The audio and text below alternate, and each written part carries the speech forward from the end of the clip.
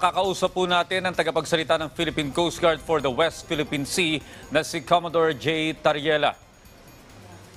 Sir, maraming salamat po sa pagtanggap ng aming tawag at welcome po sa Rise and Shine Pilipinas. Magandang umaga po sir at sa mga tagapagsubaybay niyo po. Okay, sir, kailan po ito nangyari at ilang pong Pilipinong mangingisda yung nasa Baho de Masinloc? Well, nangyari po itong video na to no, na kumalat sa social media kung saan naharas sa mga Filipino fishermen ng China Coast Guard noong January 12 ngayong taon. No? Accordingly, there were 5 China Coast Guard personnel na nangharas sa kanila. 4 dito ang bumaba ng rubber boat, ang isa yung at it is estimated na somewhere between 15 to 20 no, ang Filipino fishermen na nandito sa vicinity na to. But of course, we're still asking the testimonies from other Filipino fishermen na nandito sa panahon na naharas sila. Okay, sir, pakikwento nga po sa amin yung ikinwento sa inyo ng mga kababayan nating mangingisda sa kanila pong naging karanasan habang sila po ay nasa Baho de Masinloc. Well, according to Mr. Jack Tabat, no, based on the affidavit that he signed and submitted to the Philippine Coast Guard, ang mga mangingisdang Pilipino ay lumapit sa bahura ng Baho de Masinloc dahil low tide. No? It would allow them na makapag-gather ng seashells dahil walang tubig.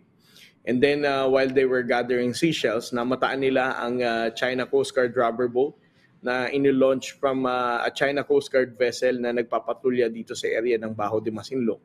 At nilapitan sila.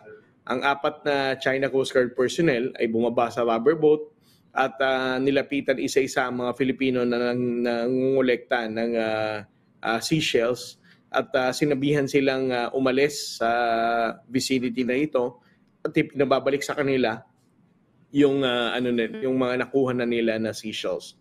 There was even instance no na hinawakan ng isang China Coast Guard personnel ang isang service boat ng ating mga mangingisdang Pilipino at sinabihang bago sila umalis ay ibalik muna nila sa dagat ang mga pinanguha nilang seashells. Well, ano po yung mga hakbang po na ginagawa po ng ating Philippine Coast Guard po, Commodore, hinggil po dito? Well, ma'am, no, ang intention po ng ating Pangulo sa mga nakaraang buwan ay paigtingin ang presensya ng Philippine Coast Guard vessels at ng Bureau of Fisheries and Aquatic Resources vessel dito sa Baho de Masinloc para maprotektahan ang at ensure ang kaligtasan ng ating mga mangingisdang Pilipino. Kung maaalala niyo ma'am, noong mga nakaraang buwan last year, no, ang BFAR at ang Philippine Coast Guard ay namumudmud pa ng fuel subsidy at grocery items sa mga pagkakataon na nandun ang mga Filipino fishermen at nagkataon din na nagpapatulya ang Philippine Coast Guard vessel dito. Subalit sa pagkakataon na to, no, na nagkaroon ng harassment dito sa Baho de Masinloc last January 12, I have to be very honest with you. Ito yung mga pagkakataon na wala ang Philippine Coast Guard and even the BFAR vessel. With a very limited number of assets that we have, it has rotational deployment. No? We cannot ascertain no, na 24/7 nandiyan ang Coast Guard at nandiyan ang BFAR. As I said, dahil sa ilan lang assets natin dito, may mga areas din tayong pinagpapatrolyahan. Okay, sir, nakabalik na po ba yung mga mangingisda na galing sa Baho de Masinloc? And if ever, itong mga kababayan nating mangingisda na pupunta muli no, para mangisda o kumuha ng mga seashells, sila po'y natural lang na magkaroon ng takot. Ano po ang masisiguro natin sa ating mga kababayang mangingisda dyan? Well, ang mga mangingisda po na naka-experience ng ganitong harassment sa China Coast Guard ay nakabalik naman na po safely. No? Kasalukuyan po natin kinukuha lahat ng statement ng other fishermen na dumating kagabi para mag-collaborate dito sa statement ng naunang mangingisda na nag-upload ng video sa social media. Pangalawa, regarding sa question na ano ang commitment ng ating pamahalaan, no? Not just the Philippine Coast Guard, sa ating mga mangingisdang Pilipino, of course, ang ating pong komandante na si Admiral Ronnie Hilgaban ay handang tumugon naman po sa pag-uutos ng ating Pangulo na paigtingin ang presensya ng Philippine Coast Guard vessels dito. And the same thing with the Bureau of Fisheries and Aquatic Resources.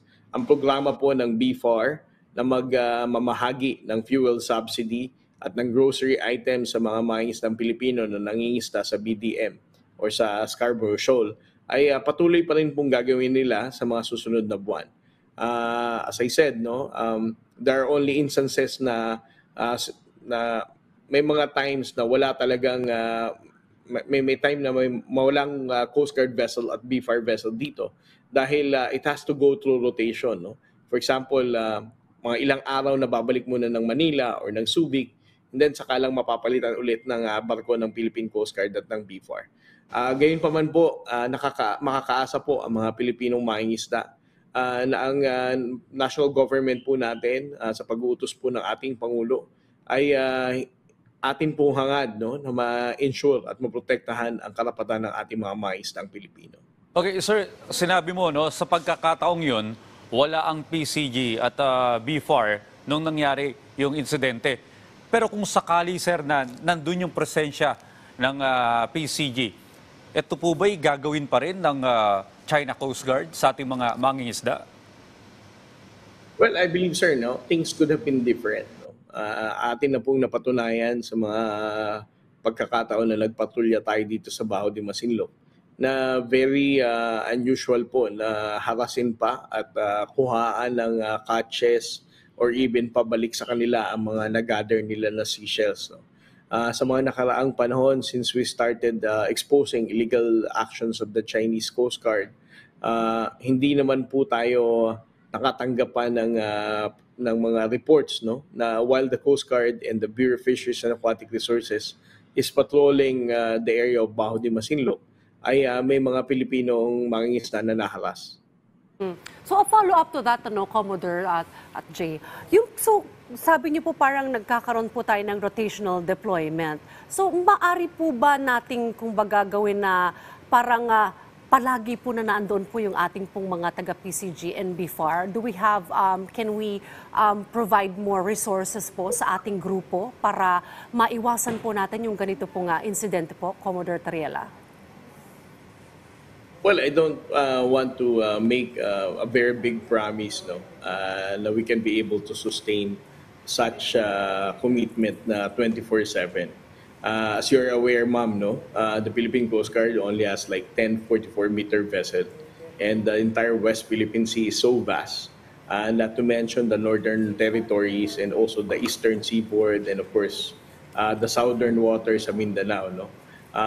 We just have to optimize kung anong meron tayo.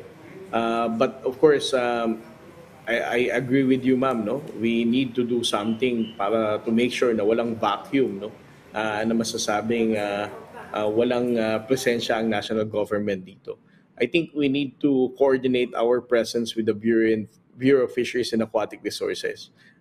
For those instances na walang Coast Guard presence dito, I think the BFAR vessel can supplement ang mga instances na wala kami. At the same time, for BFAR vessel, kung wala sila dahil nagpapatrolya sila in other areas, the Philippine Coast Guard can also take our turn para patrolyahan ng BDM. So that may be a possibility. Again, the guidance of the President still remains. Ang intention po ng ating Pangulo ay protektahan ang karapatan ng ating pong mga mangingisda.